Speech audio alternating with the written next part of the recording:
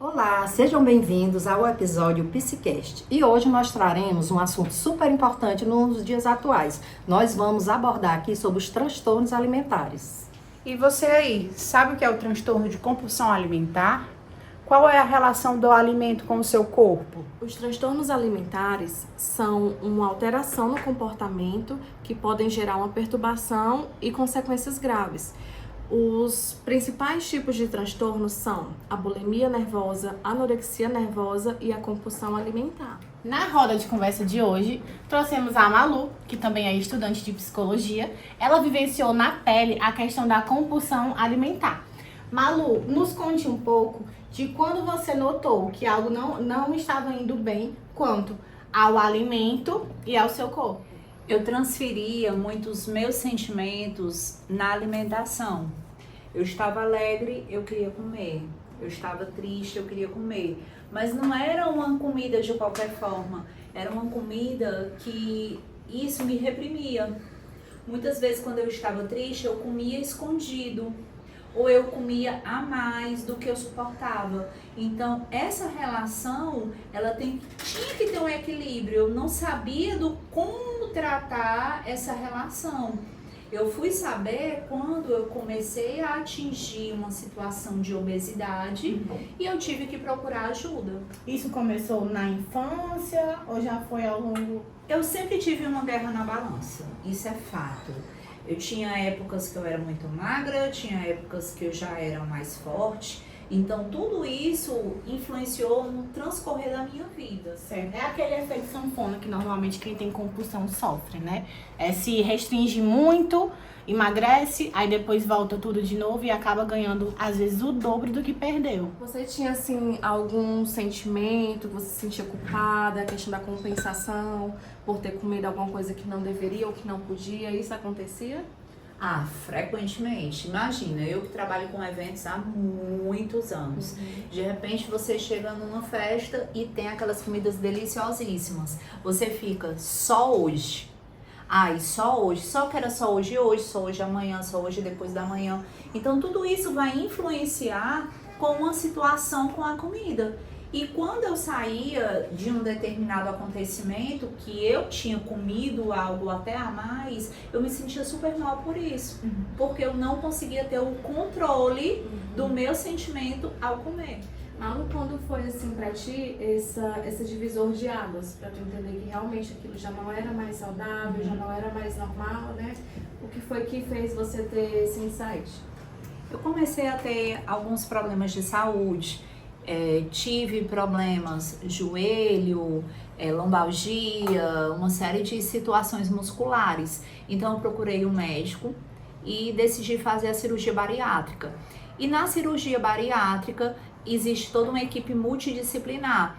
E na equipe multidisciplinar, um dos profissionais é o psicólogo. Então, você opera o estômago, você não opera a cabeça. Então, antes de eu tomar a decisão de fazer a bariátrica, existe o pré-operatório, o operatório e o pós-operatório. Malu, quanto às pessoas, como você disse que trabalhava nesse meio de eventos, você já notou alguém te tratar mal só pela questão do sobrepeso? Várias vezes. A gordofobia realmente é uma realidade. Não adianta dizer que a sociedade aceita as pessoas gordas, não aceitam. Quando você vai comprar uma roupa, você não encontra a mesma roupa, não encontra tamanho, você não encontra o estilo. Então, quando eu ia trabalhar, teve uma vez que eu estava num palco e eu consegui ler nos lábios da pessoa dizendo, poxa, tão competente, mas desleixada, porque o sinônimo de gordura, obesidade, era o desleixo, né? Então, eu tive outra situação, eu faço celebração de casamento e tinha um fotógrafo que, em um casamento, ele me empurrou, tipo, pra eu não sair na câmera. E eu achei estranho, então eu pensei até que eu tinha entendido errado e não perguntei nada pra essa pessoa. E quando foi um segundo outro evento, e uma época depois, ele fez a mesma coisa. E eu comecei a perceber, era uma coisa proposital.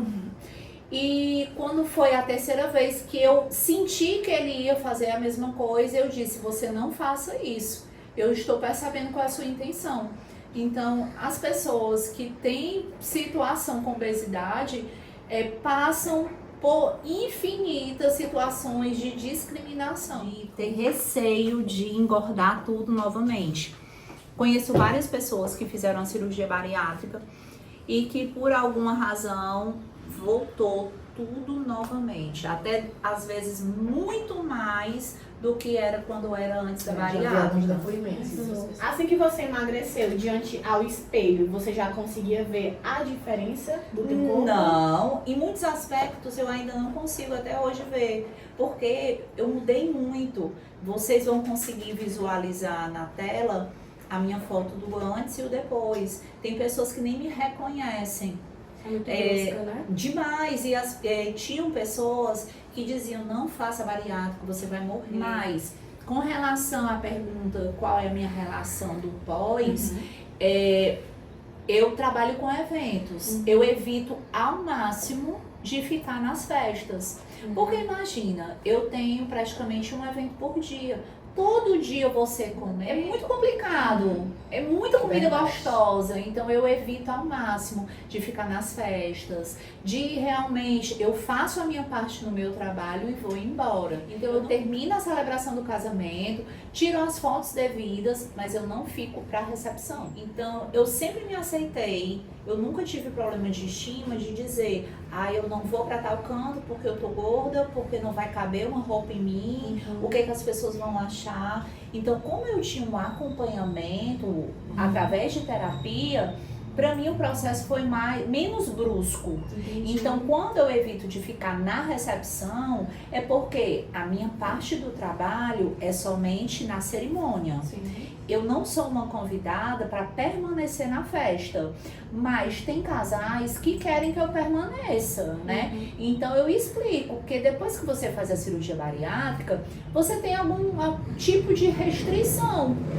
Existem formas de burlar essa restrição. Você não consegue comer coisas com muita gordura, algumas pessoas desenvolvem alguma intolerância à lactose. Então quem ficou intolerante à lactose pode tomar uma medicação e você consegue sobrepor aquela intolerância. Mas se você se submeteu a uma cirurgia que é tão invasiva para o teu corpo, como é que você vai acabar procurando uma forma de burlar Se sabotar. e se sabotar? Você falou Exatamente. muito bem, Amanda. Por isso também a importância, né, da gente procurar ajuda, né, realmente apoio psicológico, a família, né, conversar realmente com quem se importa com a gente, né, externar o que a gente realmente está sentindo para não ficar guardado, né, entender que você não precisa disso e que existem profissionais que podem te ajudar. Tem um médico especialista, a gente tem o psicólogo, né? As nutricionistas, né? Então, assim, existem pessoas que podem te ajudar, né? E foi muito importante você ter tido isso, né? Inclusive, na TCC, existem várias ferramentas que podem ajudar nesses transtornos, compulsão alimentar, na anorexia nervosa, certo? Um deles é o padrão de regulamentação alimentar, que eu acho que é até o que você segue, né? Fazer boas refeições equilibradas, né? Não comer exageradamente de manhã e passar um longo período sem se alimentar, né? É realmente fazer essa regulamentação para você conseguir manter o padrão e não ter aquela questão, né, de sentir culpa no outro dia, em outro momento, por estar realmente comendo fora do que deveria. Tem também outra questão, que é você aprender a lidar com a sua linguagem corporal, que é a forma como você se enxerga. Porque eu acho que às vezes você pensa muito sobre como as pessoas estão te vendo. Porque de fato existe esse julgamento, como você compartilhou com a gente, né? Mas tem também a forma como você se enxerga. Se olhar no espelho, quem sou eu? Como eu me vejo? Né? Será que algum dia eu realmente vou estar feliz com o meu corpo, com o meu padrão? O que eu preciso alcançar? Qual é esse nível que eu preciso alcançar? São questões de saúde?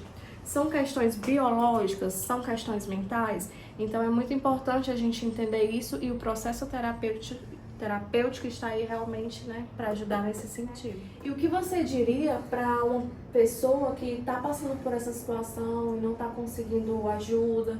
O que você orientaria para uma pessoa que se identifica com isso nesse momento? Antes de tudo, procurar se conhecer, se aceitar. E eu sou uma pessoa antes da terapia e uma pessoa depois. Então, um profissional realmente especializado, ele vai poder lhe trazer situações e manejos adequados para que você consiga conviver com você mesmo. Como é que você vai tolerar o dia a dia se você própria não se aceita como é? Então, um profissional especializado, um psicólogo, ele pode lhe orientar da melhor forma. Acho que foi muito esclarecedor, né? Foi muito rico. E eu espero que realmente, se você está passando por essa situação, que você procure ajuda. Você não precisa passar por isso sozinho. Você não está sozinho. E é isso, pessoal. Aguardem o próximo episódio. Qual será o próximo assunto? Tchau, tchau! Tchau, tchau!